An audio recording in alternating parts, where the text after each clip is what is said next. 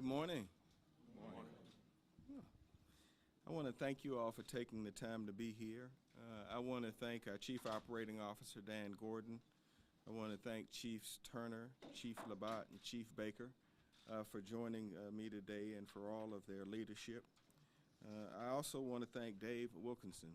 He's the President and Chief Executive Officer of the Atlanta Police Foundation. We really are here today because it's the beginning of a new year. And because public safety is my #1 priority and our #1 priority, we thought it appropriate to review where we were last year and to have a conversation about where we think we need to go this year in order to make Atlanta stronger and to make our city safer.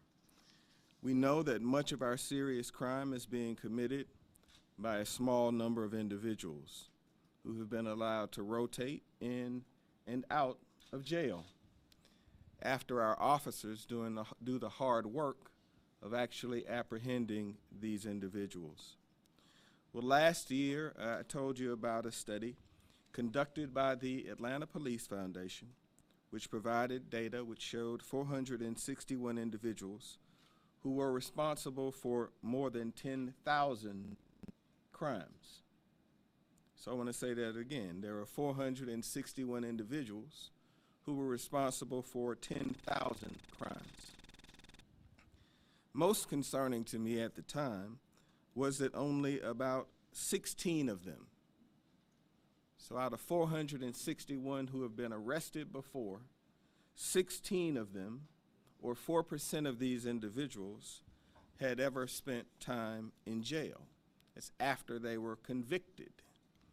For the past 18 months, we've worked collectively and in a cooperative fashion with our partners from around the county and around the state to develop a comprehensive approach that actively addresses what I call the repeat offender crisis in our city.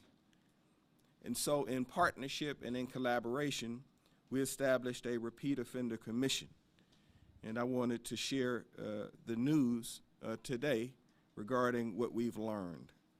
Our most recent data shows that approximately 55% of repeat offenders are now receiving jail time when they are arrested by our officers. And since I was intensely critical, certainly of our friends on the bench, I thought it appropriate that a year and a half later, after real change and real partnership had been shown, that we come back and talk about what happens when we collaborate. So what is happening is that people who commit an inordinate number of crimes, who used to go before our bench and then go home and go reoffend, are now receiving sentences that are appropriate for the crimes they are convicted of. The first repeat offender report card will be released soon and will outline the progress made in 2015 and the sentencing statistics for each of our judges. I'm committed to staying focused on this issue, and so is our team. We've also been working to improve public safety in our West Side neighborhoods. The Atlanta Police Foundation and APD's West Side Initiative is a collaborative effort that has brought the community and private sector partners together. We're also cooperating with law enforcement at the federal level as well. Our West Side security plan consists of the following 4 components. More than 100 cameras and license plate readers will be installed by the end of the month of March. A West Side security patrol working with the Atlanta Police Department to ensure maximum police visibility in the community is being deployed right now. Partnering with Pulte Homes and other home providers, we will build between 20 to 25 new homes for Atlanta police officers to ensure our officers have a personal investment in the communities that they are so honored to serve in. Lastly, I'm excited to announce that we're building a West Side Youth Development Center. We have identified the location and private funding is in place to build this much-needed center for the youth on the west side. So not only are we going to be tough on crime, we're also going to be smart on crime, and we're going to have a heart as well. Through a partnership with the key community stakeholders and organizations, we will provide a comprehensive support structure and resources for at-risk youth and their families. Even as we focus on these specific areas, we reduced crime and improved public safety broadly throughout the city of Atlanta. Our commitment to that promise is evident in what we've been investing our dollars in. And the slides show that the city's overall expenses have gone up by about 12% in the last 5 years. But more than 80% of that increase was directed to public safety, and that will continue to be the case. As a result of that investment, overall crime is down 24% since our administration took office. In 2015, crime overall decreased by 3%. And what you don't see in these overall numbers is some of our major successes. Under the recommendation of the Repeat Offender Commission, APD established a dedicated repeat offender unit last March to take on the task of apprehending those who repeatedly violate the law in order to reduce the overall number of crimes they commit. Our Special Victims Unit initiated a high-risk identification system to prevent juveniles from becoming victims of human trafficking. And we've been going after gangs. The Targeted Enforcement Unit, responsible for going after gangs in Atlanta, arrested more than 60 confirmed members of the Bloods in 2015, including 7 members of the Trey Blood gang for Craigslist robberies. Our Video Integration Center expanded operations into all 6 APD zones and added 2,518 cameras for a total of 5,818 cameras in all. In our fire department, we responded to more than 101,000 calls in 2015. Despite that high volume, at the end of last quarter, we were able to respond to fire calls within 8 minutes and 12 seconds, 93% of the time. We responded within 7 minutes and 59 seconds, 80% of the time, to EMS calls. We continue to increase public education and have distributed some 18,000 new smoke alarms to replace faulty ones in residents' homes. We had 56 new firefighters report for duty for the first time just last Thursday, and we're currently hiring for the next class of recruits. Congratulations to that class. AFRD remains one of only 19 career fire departments with both the highest ISO and Center for Public Safety Excellence ratings. And I want to thank Chief Baker for his leadership. So the bottom line is this. Today gives us an opportunity to talk about what we did in 2015, to keep our eye focused on repeat offenders, and to let you know what we intend to do for 2016 as we start off this most important year. With that,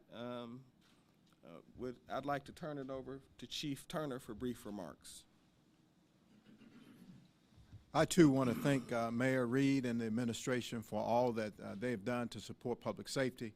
As the mayor talked, we've been significantly successful over 2015 with the highest, the second highest reduction and also the second highest opportunity to clear homicides in our city. I think what that says is that we have a great relationship with our community, clearing over 84% of all of our murders last year. If you look at cities around the country, you understand that when you look at challenges with communities, clear-up numbers are always lower than what the national average are. So it's clear for us that that is a testament on what we do with our community leaders, working together to solve challenging problems. And then finally, I want to talk about the overall success that we've had with the partnership with the Police Foundation, creating new initiatives to allow us to be on the cutting edge of technology, allowing us to be in the forefront of everything that we are doing with public safety, to lead in this space. We are clear that we will have more than 10,000 cameras actively involved and integrated into our network, which will give us a clear concern and so that we can have the kind of succinct response to issues in our city. Over 10,000 cameras will put us in the give us the most robust network in this country. And it gives us the opportunity to have the situational awareness that we'll be able to use to make great decisions for our citizens and visitors. And then finally, we continue to show our heart. As you look at what we did with our Police Athletic League last year, we actually had more than 250 youth that we serviced each and every day and throughout the summer at 3 camps that we utilized. And it's clear for us that we've got to provide an opportunity to change the lives of so many young people in our city. So I want to again thank the mayor, city council members for the support that you guys have provided to us. And we look forward to moving forward and moving our city forward to make sure that we're the safest big city in America. Thank you. Chief Baker. Good morning. Good morning. I also like to state that Mayor Reed's administration has made significant investment in Atlanta Fire Rescue Department. In late 2015, the department reopened historic Fire Station number 7 in the West End community, and the department is the largest in the city history as related to our personnel staffing. Atlanta Fire Rescue Department currently employs 1,070 fire department members at all ranks level. The department has 76 vacant positions, and as the mayor stated, we have begun our hiring process with 2 open enrollment periods. One of the periods will end March the 7th. With each open application period, we're looking to hire approximately 70 firefighter recruits. Right now, this number is driven particularly by the capacity that our training staff can effectively train new recruits as well as our expected attrition rate. We're also seeking to create a more diverse workforce and expand our efforts to recruit through radio advertisements, appearances at job fairs, and military bases throughout the state. We also expand our reach to minority and Spanish-speaking community with the assistance of the Office of Immigrant Affairs and our Multicultural Liaison Unit. As the mayor mentioned, the Atlanta Fire Rescue Department is one of 19 departments that holds an international accreditation as well as a Class 1 ISO rating. We have also, as the mayor mentioned, replaced over 18,000 faulty smoke alarms throughout the city of Atlanta communities. As we continue to monitor our performance on a quarterly basis, our response benchmark for 8 minutes and 12 seconds for fire calls is 93%. Given that that's a good rating since we had over 101,000 fire calls. The Atlanta Fire Rescue Department have other significant additional initiatives. We established a Rising Phoenix program for our leadership development, the Citizen Fire Academy, the Atlanta Emergency Preparedness Institute for our business community, tuition assistance program through the Atlanta Fire Foundation, and we also have increased our awareness training for our internal stakeholders on topics such as active shooter training as well as homeland security. In addition to our recent rollout initiative, we have accumulated over $896,000 in 2015 for cost recovery efforts and revenue stream from fire inspection in our community risk reduction area. Last Monday, the Atlanta Fire Rescue Department rolled out its new initiative for upgrading basic life support engine. In addition to the department-wide training, we have expanded our means of medical intervention by equipping our basic life support unit with additional vital medication and enhancement airway management devices. These drugs and equipment were previously only available on advanced life support units. And now this initiative and these enhancements allow a more effective coverage for certain type of emergency medical service emergency calls, such as responding to drug overdose, chest pain, asthma attack, and hypoglycemic emergencies. Prior to last Monday, these types of emergency will require dispatching both a basic life support unit as well as an advanced life support unit. But now we are able to respond one fire engine on the majority of our medical calls related. I'd also like to state that our fire calls are down, and I really contribute that to the leadership of our community risk reduction team. Good morning.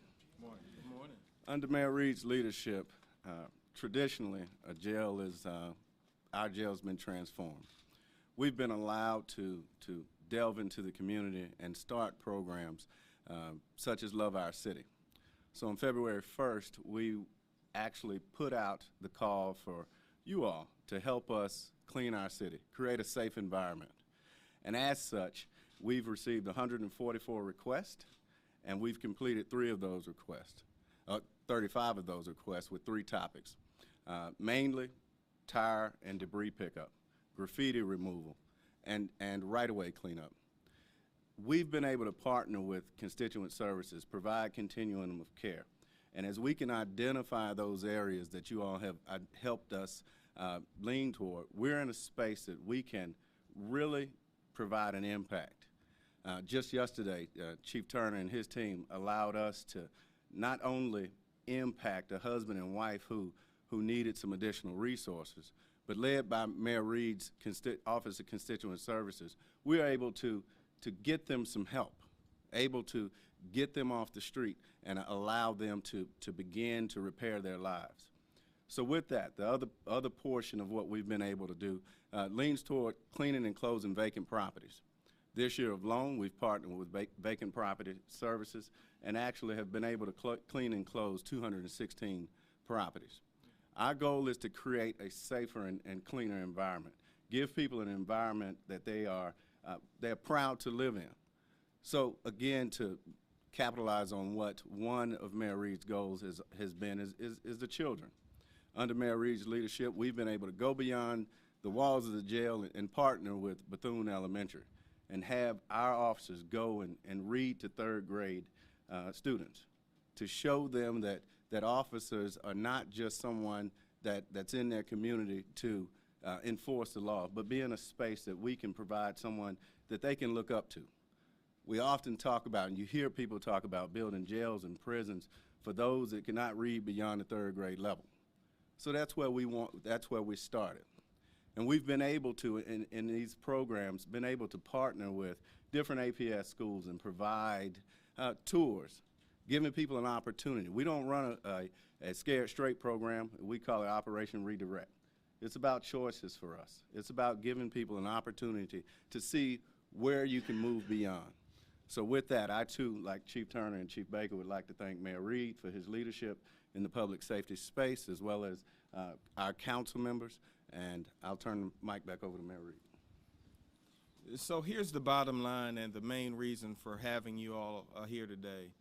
About 18 months ago, 461 individuals were committing 10,000 crimes, and only about 4% of them were ever spending any time in jail.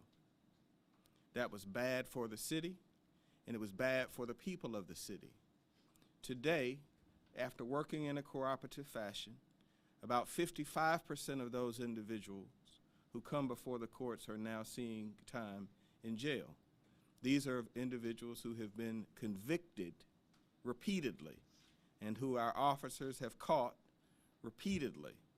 And so as a team, we thought it appropriate, certainly with the partnership that we have had with Dave Wilkinson and the Police Foundation, to come back and really finish the conversation and ask that you shine a light on this and encourage continued progress. I also want to emphasize that none of this is possible without people like Councilwoman Yolanda Adrian, who serves on the Atlanta City Council, and people like the Dean of the Atlanta City Council, C.T. Martin, who is here today and who chairs public safety and has chaired so many committees. Without the council appropriating the resources, all of this is just a conversation. And so I want to express my gratitude to every member of the Atlanta City Council, but certainly those members who have joined us here today. With that, I'll answer any questions that you have. Mayor, so much of this unpredictable violent crime is being done by youngsters, school-age youngsters. This school system has made a decision to go forward with their own police department. What do you think about that? Is this a mistake? Should the police officers who've been there with these children remain? I could not disagree with their position more. You know, when you have a situation anywhere in the city, but certainly on a elementary, middle school, or high school campus, I would like an officer who is trained and who has experience in dealing with high-stress environments. I'd also like a person who knows how to communicate with the police department. And so everyone knows that APS is independent. They're expressing their independence. But I think that they're going to make the children of the City of Atlanta school system far less safe. And I also think that we should move forward with an initiative to partner on a 50-50 basis with making sure that all of our elementary, high school, and middle school campuses have video camera capability. Because in the event of an active shooter situation, our police officers need as much information as possible, Morris, about what is going on in the environment that they're going to be first called to deal with. And so if you do an analysis of any active shooter situations, it is almost always the local police department that is the first on the scene to deal with that situation. Why anyone would choose to fracture that relationship, meaning having a police officer in the building who's communicating with other police officers of a department that consists of 2,000 officers, is simply beyond me. Do you and the chief need to have a conversation? Is it possible for you to have a conversation before they go forward with this? Well, you know, Morris, the chief and the superintendent have had conversations. And so, you know, in the spirit of a new relationship, I really have not been as forceful, but my position has remained unchanged. When I first heard of this idea, I said that I thought that it was terrible and that it would make our children less safe. I'm saying the same thing today. But APS is independent, and so they're choosing to implement what I think is a program that could have catastrophic consequences for the children of our city. But to answer your question, they have had conversations, multiple conversations. But you know, at the end of the day, once you make your case, if the other folks think it's better to hire a bunch of folks who are not police officers to police the children of the City of Atlanta at a time where the overall environment, because of active shooters, has changed forever post-Paris, November 13th, then I'm going to leave you all to have that conversation with them. But I hope that you all will question them about it as vigorously as you all question me on complex subjects. Dave? They never speak for themselves, but you know, you're also dealing with the issue of perception from the community, that they don't perceive that the city is safe or safer. How, and you've shown the success you've had already, how do you convince them even more that things are continuing to improve? Well, Dave, I really think you have to earn it back, and perception drags 3 to 4 months behind reality. And so the reality is we had a very difficult summer. The reality is that we're going to have to develop new strategies to engage young people because, you know, I don't believe in a politics of just the hard. I believe in a politics of the soft and the hard. And we've got to execute on this repeat offender issue. When we do all of that, there will still be a lag in the perception issue. But you address perception kind of like being in a marathon where you just walk perception in day by day. And so we know where we are, but we view the repeat offender effort as the most important thing that we can do around perception.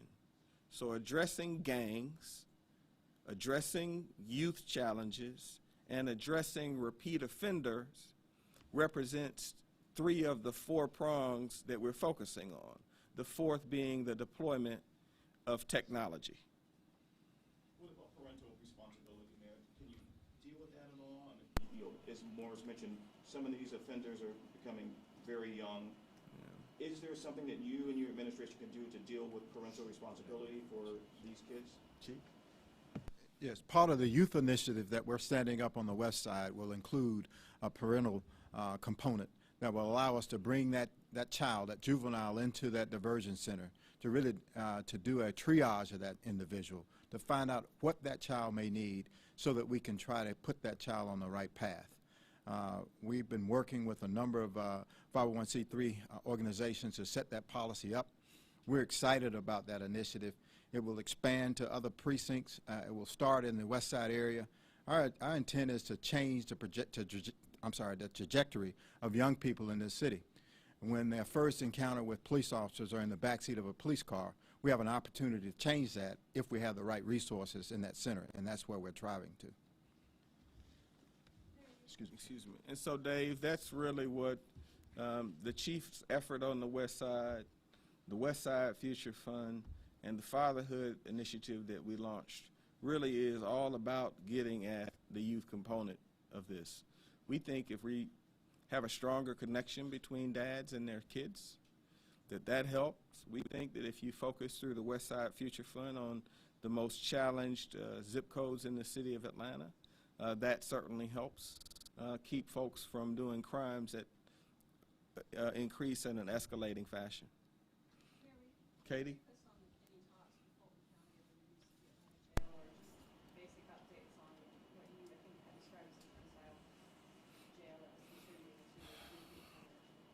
You know, I mean, I don't know what Fulton County is going to do about their jail now that they're not under a court order. What we are doing is working in partnership with our judges to make judges know that as it relates to repeat offenders, we have a jail too. And so we're also prepared to use our own judges to hear cases, as long as the chief judge allows our judges to hear cases. And we're prepared to use our own jail space as it relates to these repeat offenders. No, we've made that decision. So we have communicated with the chief judge regarding our desire to have our local judges be able to hear repeat offender matters. So that is going forward. And we have also communicated our willingness to use our own jail for this narrow bandwidth of offenders. The reason it's narrow is, I mean, we don't want to pay twice. We already support Fulton County Jail, and we don't get our money's worth out of Fulton County Jail right now.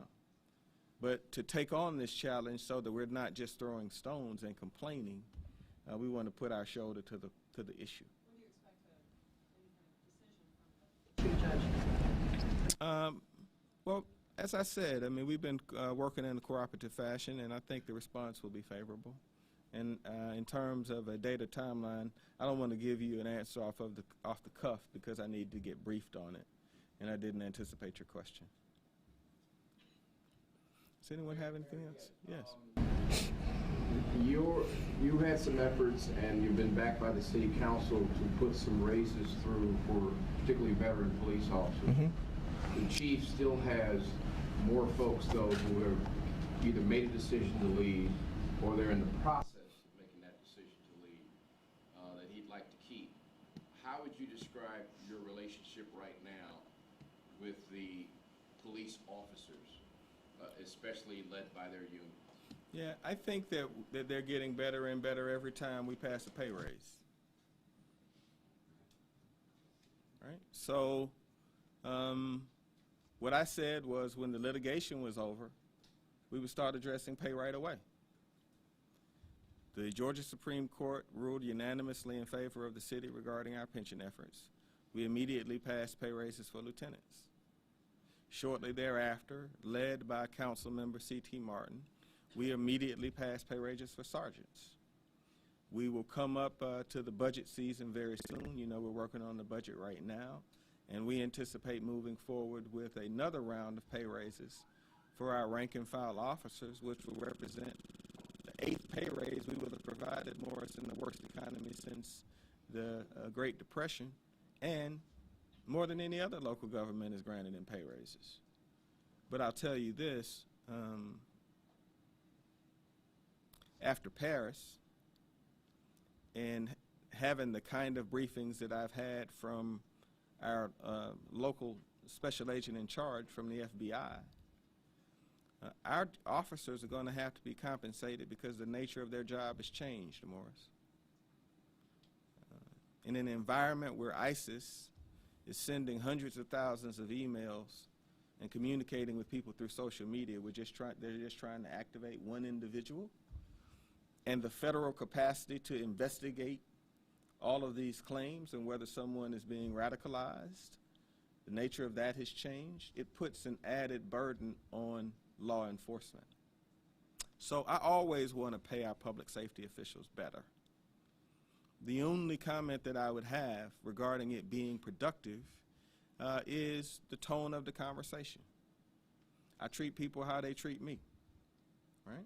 So I'm saying under no uncertain terms that I have a willingness to increase pay as long as it doesn't send the city over a financial cliff. And so I'm excited about the upcoming budget season. They couldn't have better advocates than Councilmember Martin and Councilmember Adrian and Councilmember Shook and Juan and Bottoms and Hall. And so I think we'll get a deal. Hey, thank you all. Can I pivot with one national politics question? Yes, Doug.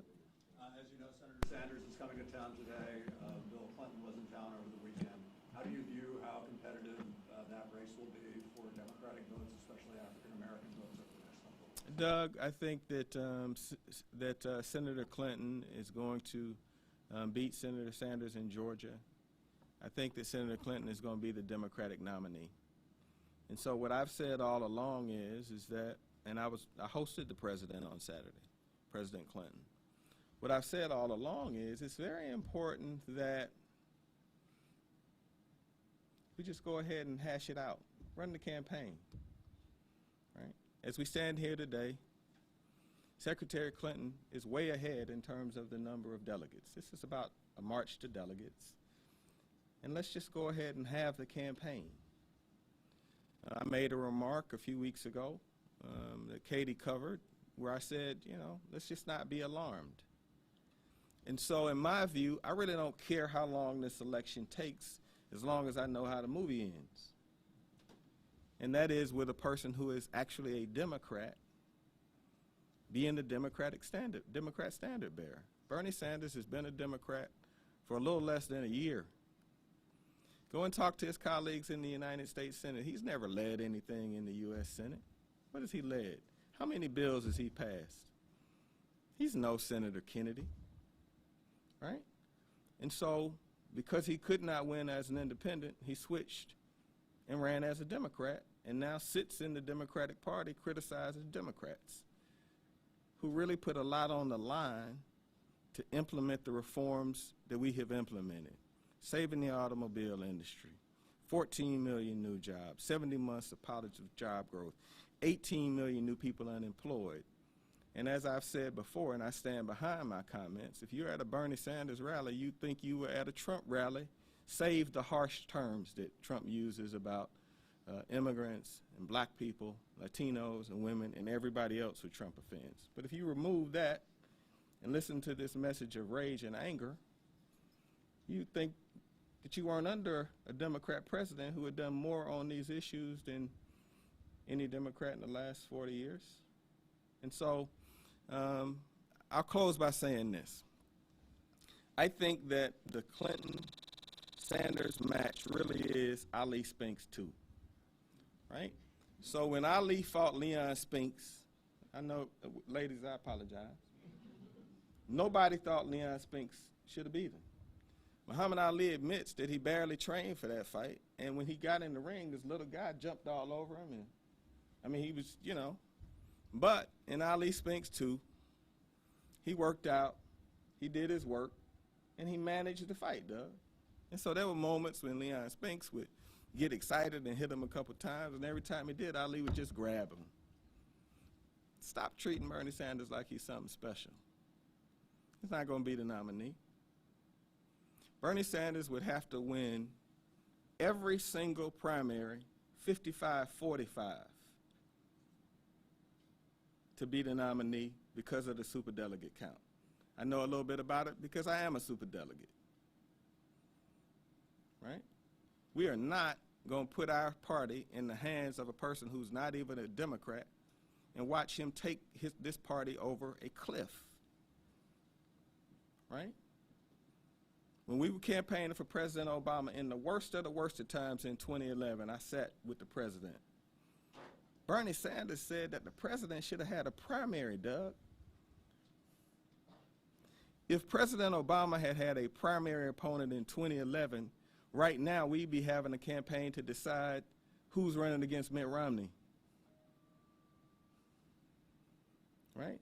But because nobody was paying attention to Bernie Sanders and everything he was saying, he was just getting away with all of this foolishness. And so he's not going to get away with that foolishness in Georgia or South Carolina. I'm sorry, I feel a certain way about that. Hey, thank you all for coming today. God bless you.